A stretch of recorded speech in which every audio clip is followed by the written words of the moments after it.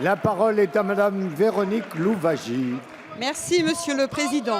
Monsieur On a le Premier changé de ministre, question. l'Assemblée nationale a adopté définitivement, hier, le dernier projet de loi de finances de la législature qui constituera votre héritage et finalement également un véritable passif pour vos successeurs. Je ne soulignerai ici que 3 points. Le matraquage fiscal d'abord.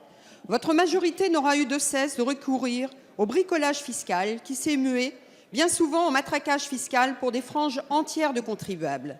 Certes, vous avez décidé d'appliquer en janvier une baisse d'impôt sur le revenu de 20%.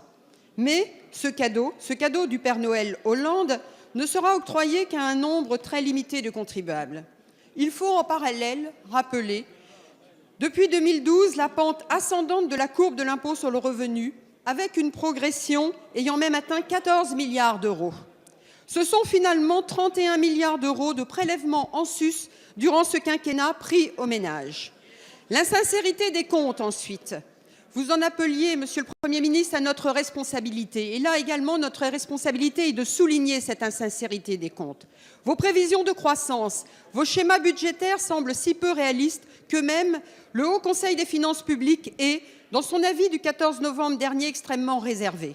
Vous avez utilisé des tours de passe-passe, mettant en œuvre une véritable cavalerie budgétaire, un véritable hold-up, et le projet de budget est plus que soupçonné d'insincérité. La prochaine majorité héritera d'une situation très dégradée, à la fois en 2017 et également en 2018, car vos astuces budgétaires auront un effet différé de l'ordre de 6 milliards d'euros sur le seul solde de 2018. Quant au prélèvement à la source, vous avez mis la charrue avant les bœufs, car une grande réforme fiscale aurait été le préalable. Vous allez ainsi fragiliser les entreprises, inquiéter les contribuables et surtout laisser à vos successeurs la charge de gérer le service après vote de cette réforme. Une seule question. Merci. Quel bilan objectif tirez-vous de votre politique fiscale? La parole est à Monsieur Michel Sapin, ministre de l'Économie et des Finances. Merci, Monsieur le Président. Madame Véronique Louwagie, vous êtes une de celles dans l'opposition qui suivait le plus attentivement les débats parlementaires, les débats budgétaires. Et je veux rendre hommage à votre assiduité. C'est la raison pour laquelle je vous pensais capable d'avoir des arguments un peu plus subtils que ceux que vous venez de prendre maintenant. Je vais répondre très rapidement à 2 ou 3 de vos remarques. Première remarque, puisque nous parlons du budget pour 2017. Est-ce que le budget pour 2017 permettra à la France d'atteindre un déficit inférieur à celui que vous nous avez laissé ?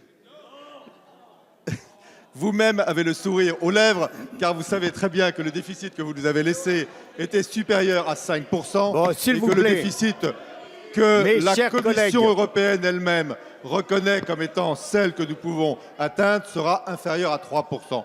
Nous avons, nous, engagé la diminution des déficits de manière sérieuse, de manière pondérée, de manière réaliste, tout en soutenant, en particulier depuis 2014, la croissance qui est revenue et qui a permis de faire en sorte qu'il y ait une capacité à faire face aux dépenses supplémentaires.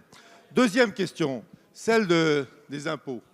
Madame Louwagie, vous savez très bien où nous en étions au moment où, là aussi, vous nous avez laissé les comptes en main. Les impôts ne cessaient d'augmenter sur les ménages comme sur les entreprises.